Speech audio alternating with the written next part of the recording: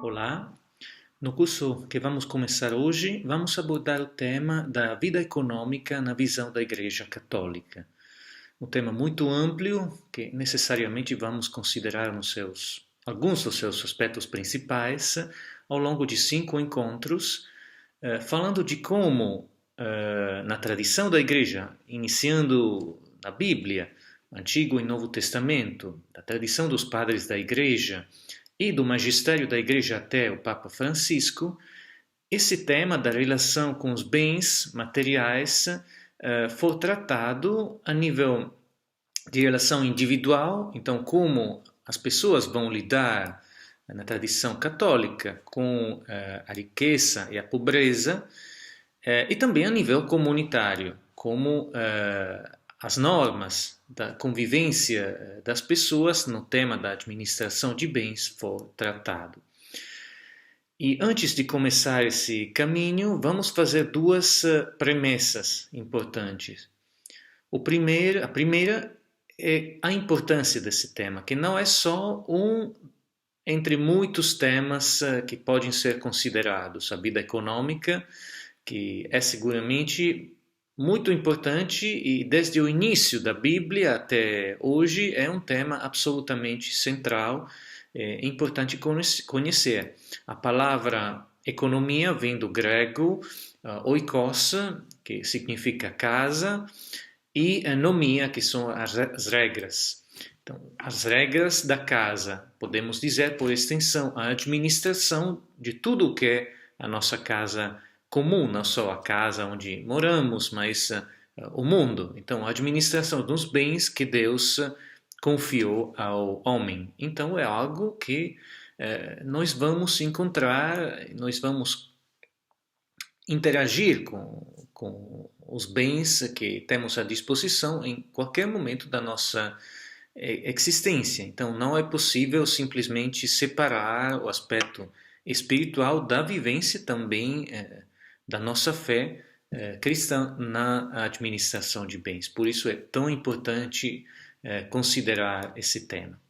A segunda premissa é também algo que foi sempre considerado na tradição da Igreja, a impossibilidade de separar o aspecto moral do aspecto puramente econômico. Sabemos que tem leis, princípios técnicos naturalmente próprios do mundo econômico, assim como do mundo cultural, social, de muitos outros aspectos da nossa vida, mas não é possível separar totalmente esses princípios dos princípios moral. E se tem sempre, inevitavelmente, pelos cristãos, uma componente moral também em como nós vamos lidar com a administração de bens. Isso também é fundamental, porque é um princípio que vai em contra, talvez, do que é a visão de hoje da economia, que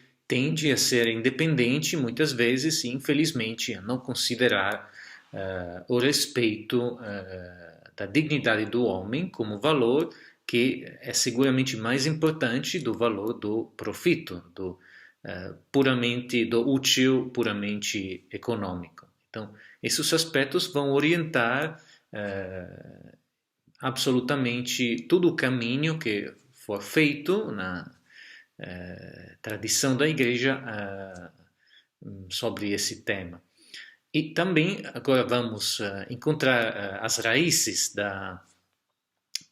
das motivações da Igreja sobre esse tema já no Antigo Testamento, desde mesmo o início do Antigo Testamento. E já o problema da administração de bens, como administrar os bens que Deus nos confiou, nasce já ao tempo do pecado original, praticamente. Deus confia o jardim do Éden a Adão e Eva, e eles têm que administrar esses bens, dar os nomes aos animais e também ter à disposição dominar tudo o que é a criação feita de Deus. E sabemos qual foi a resposta também de Adão e Eva, que se apropriaram desses bens com o pecado original, comendo do fruto e fazendo algo errado, administrando mal os bens confiados de Deus. Por que dizemos assim do pecado original? Podemos considerar que os frutos, os bens, nunca podem ser considerados maus por si mesmo, porque foram criados por Deus, qualquer coisa, até o fruto de Adão, como toda a criação. Então, tudo é naturalmente bom, mas a forma de que nós consideramos esses bens no nosso interior vai fazer diferença entre o nosso bem e o nosso mal. Se nós consideramos os bens como a disposição de todos os homens, pelo bem de todos os homens, e por dar glória a Deus, esses bens vão cumprir a função pela qual foram criados. Se nós apropriamos desses bens e vamos considerar que são só para nossa utilidade pessoal, em conflito com a realidade dos outros, então eliminando a possibilidade pelos outros também de ter uma vantagem do uso desses bens, nós vamos fazer algo que é mal, é pecado, exatamente. E seguindo como consequência dessa visão errada do bem como algo do qual o homem pode se apropriar, vamos ler uma passagem bíblica, sempre da Gênesis, capítulo 4, que vai considerar exatamente esse aspecto da administração de bens. E é a história que todos conhecem de Caim e Abel. Eva concebeu o Caim e, em seguida, também o seu irmão Abel. Então, Caim, primogênito, Abel, segundo filho. Abel se tornou pastor e Caim, lavrador da terra. Passado algum tempo, ofereceu Caim frutos da terra em oblação ao Senhor. Abel, de seu lado, ofereceu dos primogênitos do seu rebanho e das gorduras dele. E o Senhor olhou com agrado para Abel e para a sua oblação, mas não olhou para Caim nem para os seus dons. Caim ficou extremamente irritado por isso, e o seu semblante tornou-se abatido. Aqui temos aspectos interessantes, porque vemos que Caim já tinha vantagem, era o irmão primogênito. Então sabemos que na tradição do Antigo Testamento, até o mundo quase atual, o primogênito era considerado sempre maior dos outros. E também era lavrador da terra, então tinha uma terra, possuía uma terra, enquanto o irmão Abel era um pastor. E sabemos que ao longo da história do Antigo Testamento, o pastor era sempre considerado de um jeito inferior em comparação de quem tinha a terra.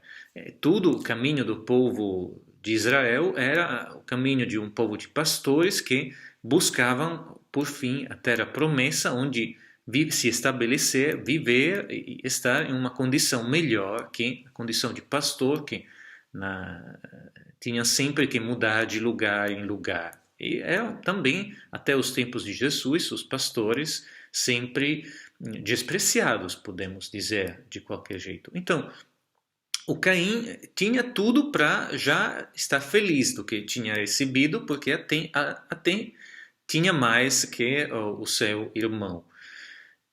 E os dois irmãos vão fazer uma oferta a Deus. Então, agradecer pelos dons que tem recebido. E por que Deus aceita a oferta de Abel e não aceita a oferta de Caim? Pois os dois fizeram igualmente uma oferta. É importante ver na Bíblia, como temos lido, que Abel oferece os primogênitos do seu rebanho, enquanto Caim simplesmente oferece algo dos frutos da terra. Então, sem dizer exatamente quais frutos. Isso é um aspecto muito importante da nossa relação, de acordo com a doutrina da Igreja, com os bens.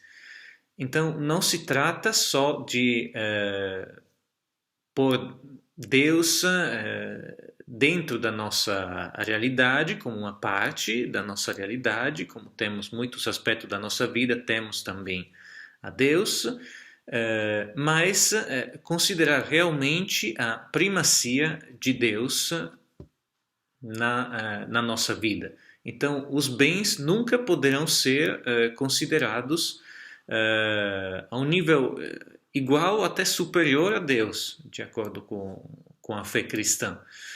Isso é um aspecto absolutamente importante, porque não precisamos não fazer o erro de considerar a Deus como uma coisa, então como algo que vai ser considerado como um bem à nossa disposição. Então, também rezar pode nos ajudar a estar melhor, mas a primacia é realmente dar graça a Deus que é superior a nós. Então, a oferta de Abel foi a oferta de quem reconheceu a primacia de Deus. A oferta de Caim é a oferta de quem só pôs Deus na sua vida, mas sem considerá-lo como superior, podemos dizer. Então, esse aspecto é absolutamente importante na forma de que nós, até hoje, naturalmente, lidamos com os nossos bens. Vamos ter um exemplo de outro patriarca importante do Antigo Testamento, que fez a primeira aliança com Deus, Abraão. Vamos ver que ele era um homem rico, tinha já muitas propriedades, mas Deus indica a ele de deixar a sua terra e ir em um lugar que ele não conhecia.